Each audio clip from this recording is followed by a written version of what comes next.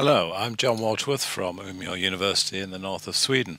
I'm going to describe some of our work and results on providing environments for the elderly to age more successfully. So the title of the presentation is Not the Computer, the Place, and this refers to the fact that we think it's important to provide environments rather than complex technology or indeed computers as such.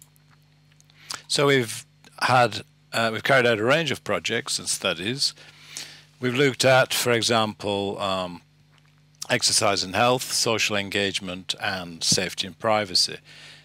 And all of this work involves designing and evaluating what we call ambient spaces. So in the area of exercise and health, we know that regular exercise can improve physical and also mental well-being. Social engagement can alleviate loneliness and social isolation, which are risk factors.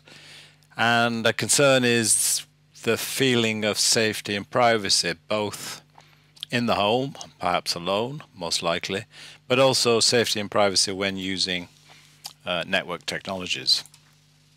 What do we mean by ambient spaces? Basically, physical environments, so they're not self-contained computer environments. They're physical environments which can sense the user and in some way respond. This is a key part. So technology is part of the space and there's no computer to use as such. We employ ambient interaction, such as ambient displays. You can detect things with sensors such as motion, mood, position. But you also need a focal point for information where the user can be active, watch the TV, use the tablet, the phone.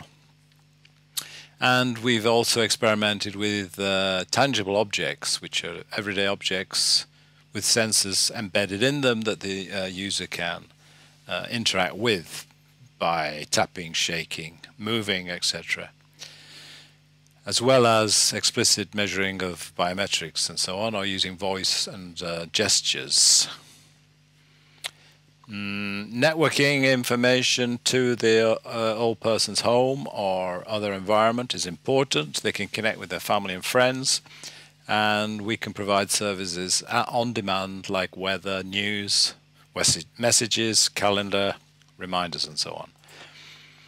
These are some of the projects we've worked with this topic. Agnes was about a home-based user-sensitive system that detected mood and also provided a specifically designed social network system and would automatically send messages when some problem was noticed.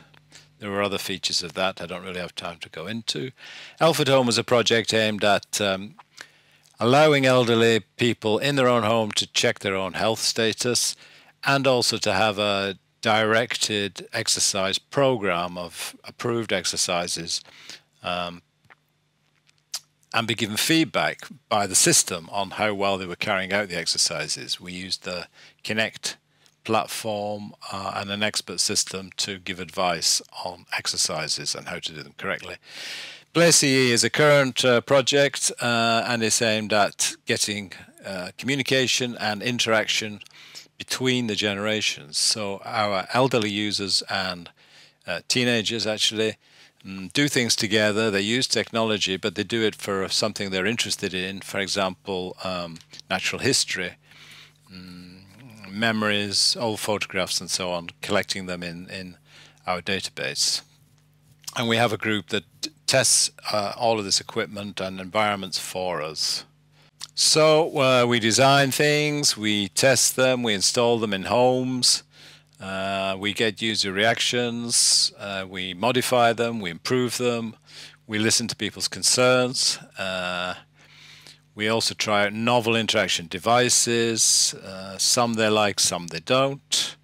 We're looking at attitudes to internet threats, and such as phishing, counterfeit websites, using mostly survey methods. And we're now beginning to explore ways of protecting the elderly user with some intervening device or app, such as an expert system that will alert them to dangers, or a wearable device that will, for example, block out microphones.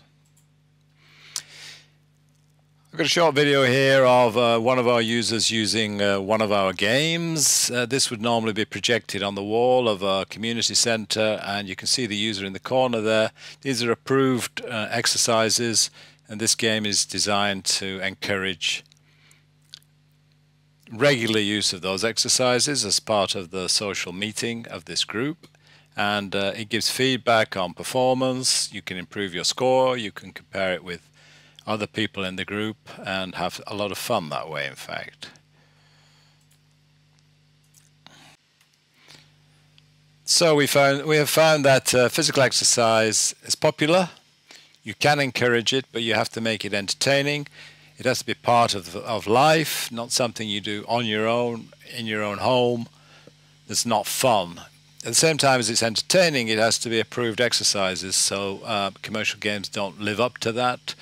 So we've been designing some of our own. Social networking is popular, and it can improve mood. We have some evidence for that. We can use ambient interaction devices and tangible objects, and camera-based facial recognition can be used to detect mood fairly reliably. Playing video games can also increase cognitive performance on some untrained tasks to a small degree. Internet security is a concern, but it can be addressed.